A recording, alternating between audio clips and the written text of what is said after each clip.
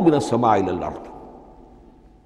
اور ایک بڑی پیاری روایت ہے طبرانی کی معجم کبیر میں کہ ایک مرتبہ حضور اپنے حجرے سے برآمد ہوئے، مسجد نبوی کے ایک گوشے میں دیکھا کچھ صحابہ بیٹھے ہوئے قرآن سمجھ رہے ہیں، سمجھا رہے ہیں، پڑھ رہے ہیں، مذاکرہ ہے قرآن۔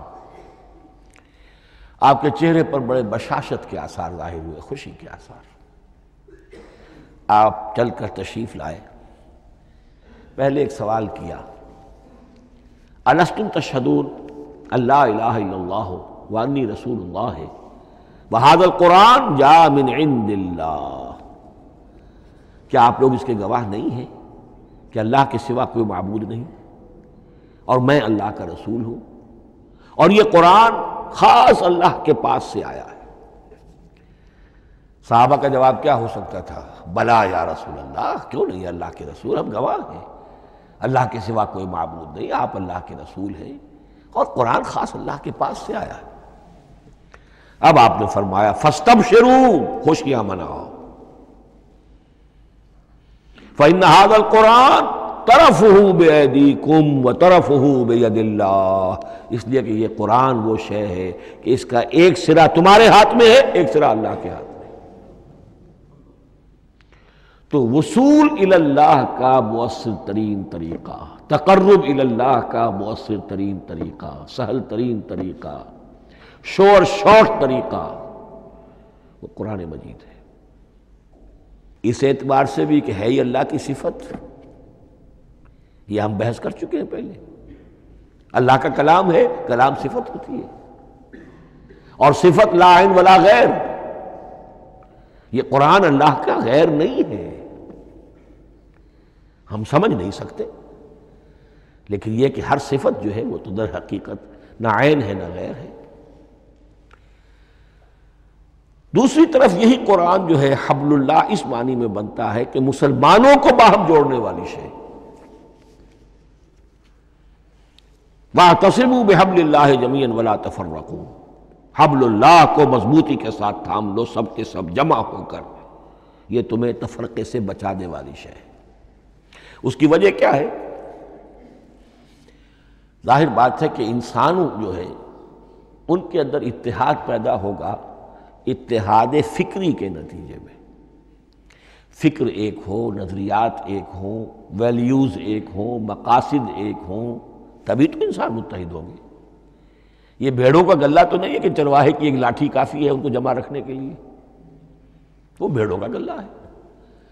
انسانوں کو جمع کرنے کے لیے کوئی ایسی شے جو تمہیں ایک فکر سے، ایک نظریے سے، ایک مقصد سے، ایک نصب العین سے متصف کر دے، وہ تمہیں جوڑ دے گی۔ اور قرآن وہ شے ہے جو ایک فکر دیتا ہے، ایک خیال دیتا ہے، ایک نظریہ دیتا ہے، ایک عقیدہ دیتا ہے، ایک مقصد دیتا ہے، ایک نصب العین دیتا ہے، اللہ کے لیے جینا، اللہ کے لیے مرنا، ان صلاتی و نسکی و محیای و مماتی للہ رب العالمین، ایک آئیڈیل دیتا ہے محمد رسول اللہ کی شکل میں، لقد کان لکم فی رسول اللہ اسوۃ حسنہ۔ اب قرآن وہ چیز ہے کہ جو تمہیں آپس میں جوڑتی چلی جائے گی، تمہارے درمیان اتحاد پیدا ہو جائے گی۔ آخری چیز، مسلمانوں پر قرآن مجید کے حقوق کیا ہیں؟ یہ صرف اشارہ کروں گا اس لیے کہ اس پر میرا کتابچہ موجود ہے، اور اس کتابچے کو اللہ تعالیٰ نے بہت قبول عام عطا فرمایا۔ اس کا انگریزی ترجمہ کیا ایک صاحب نے، از خود کیا، خود ہی ٹائپ کیا، خود ہی چھپوایا۔ عربی ترجمہ ایک صاحب نے کیا، خود کیا۔ فارسی ترجمہ ایک صاحب نے کیا، خود کیا، بغیر کسی معاوضے کے۔ ملیشیا میں وہ چھپ چکا ہے، لاکھوں کی تعداد میں عام ہو چکا ہے۔ پھر میں نے ایک موقع پر 1970 میں رمضان مبارک کے دوران آخری عشرے میں مولانا بن نوری رحمۃ اللہ علیہ تشریف لائے ہوئے تھے مدینہ منورہ، اور میں نے بھی وہ پورا رمضان مبارک اس سال وہیں کیا تھا۔ میں نے ان کو دیا تھا کہ آپ دیکھیے اس میں کوئی غلطی ہو تو مجھے بتا دیجئے، میں اسے بڑے پیمانے پر شائع کرنا چاہتا ہوں۔ انہوں نے حالت اعتکاف میں مسجد نبوی میں پڑھا ہے، صرف ایک جگہ ایک جملے میں انہوں نے اصلاح تجویز کی، وہ میں نے کر دی۔ اس اعتبار سے اب یہ کتابچہ جو ہے مصدقہ ہے مولانا محمد یوسف بن نوری رحمۃ اللہ علیہ کا۔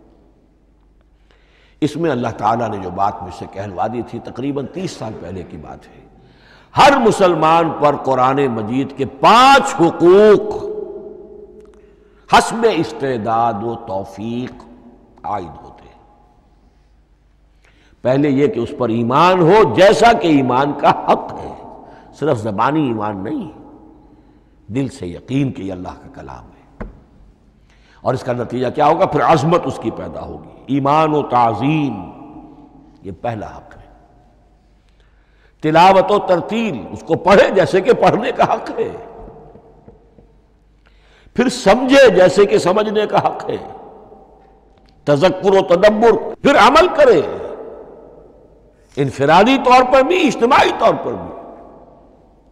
انفرادی طور پر جو آپ کی زندگی کے معاملات ہیں وہ آپ قرآن کے مطابق طے کریں، قومی سطح پر حکومت اور ریاست اور قانون اور سیاست، اس کے سارے تقاضے قرآن کے مطابق پورے ہوں، اور آخری یہ کہ اس قرآن کو پہنچائیں اور عام کریں، جس کے لیے حضور نے اس حد تک اس میں عمومیت کر دی ہے کہ بلغوا انی ولو آیۃ، پہنچاؤ میری جانب سے خواہ ایک ہی آیت پہنچاؤ، میرا کوئی امتی اس سعادت سے بالکل محروم نہ رہ جائے۔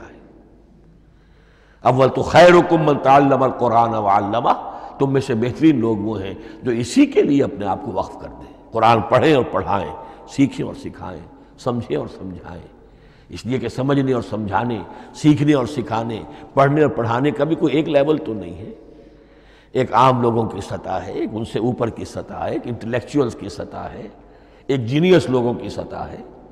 ان تمام سطحوں پر قرآن کو سمجھانے کے لیے، پہنچانے کے لیے خود بھی تو اوپر اٹھنا پڑے گا، خود اسے سیکھنا پڑے گا، خود اس کی گہرائی میں غوطہ زنی کرنی پڑے گی، اور یہ ایک لائف لانگ پروسیس ہے، یہ کوئی پارٹ ٹائم جاب نہیں ہے، یہ کوئی صرف پیس ٹائم نہیں ہے، یہ کوئی ہابی نہیں ہے، ہمہ وقت ہمہ تن، خیرکم من تعلم القرآن وعلمہ۔ اب آخری بات بتا رہا ہوں، اور وہ یہ ہے کہ قرآن مجید وحی باللفظ ہے،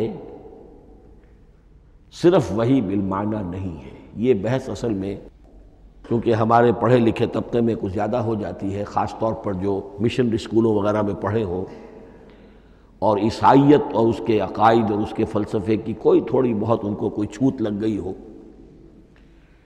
عیسائیوں کے ہاں یہ عقیدہ ہے، اجماعی عقیدہ ہے کہ وحی بالمعنی ہوتی ہے، یعنی وحی کا ایک مفہوم ہے جو نبی پر اتار دیا جاتا ہے، پھر نبی اپنے الفاظ میں اسے ادا کرتا ہے۔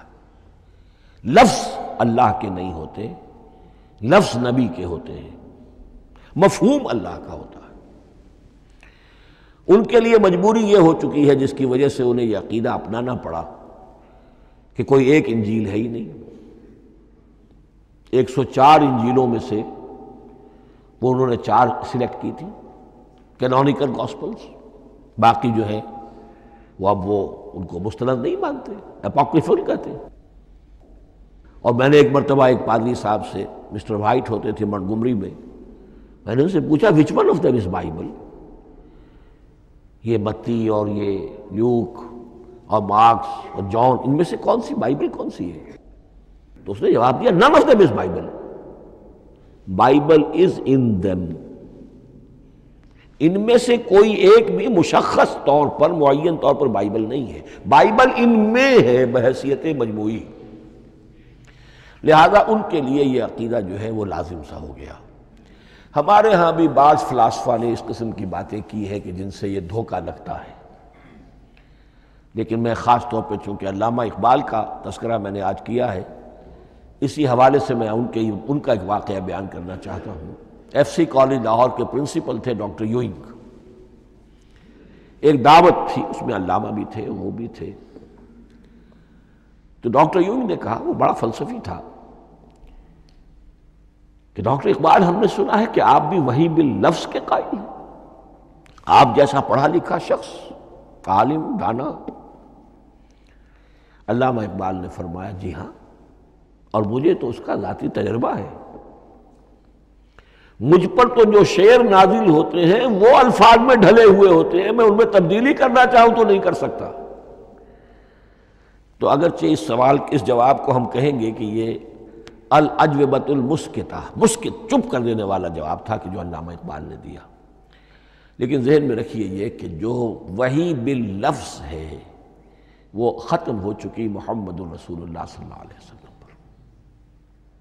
وحی رسالت وحی باللفظ ہے، وہ ختم ہو چکی۔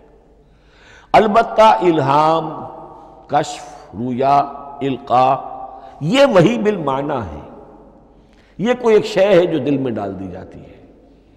اس کے دروازے آج بھی کھلے ہوئے ہیں، اور یہ جان لیجئے قرآن مجید کی حقانیت کا جو اصل ثبوت ہے وہ یہ ہے کہ آپ اسے اپنے باطن کے اندر محسوس کریں۔ یہ جو باطنی تجربہ علامہ اقبال نے کہا ہے کہ انسان اپنے باطن میں محسوس کرے کہ ہاں یہ بات ہے، ٹھیک ہے۔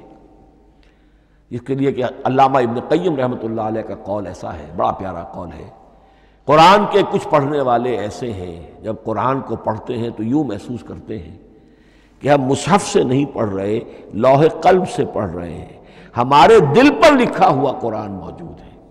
یعنی ہماری فطرت، ہمارے اندر کی کوئی حقیقت ہے جو سرٹیفائی کر رہی ہے، توثیق کر رہی ہے، اٹیسٹ کر رہی ہے کہ ہاں یہ ٹھیک ہے۔ اور اس کی وجہ کیا ہے؟ ہماری روح اور اس قرآن کا منبع وہ ایک ہی ہے، وہ ذات باری تعالیٰ ہے، یہ کلام اللہ ہے، اور ہماری روح امر اللہ۔ یسألونک عن الروح قل الروح من امر ربی وما اوتیتم من العلم الا قلیلا۔ بس میں اسی پر اکتفا کر رہا ہوں۔ اب گمان غالب یہی ہے کہ کل تو تراویح ہوگی انشاءاللہ، اس لیے کہ سنا یہ ہے کہ آج بھی روزہ تھا سعودی عرب میں، تو اب اس سے زیادہ تو تاخیر اب ممکن نہیں ہے، تو کل انشاءاللہ تعالی دورہ ترجمہ قرآن شروع ہو جائے گا۔ بارک اللہ لی و لکم فی القرآن العظیم ونفعنی و ایاکم بالآیات والذکر الحکیم۔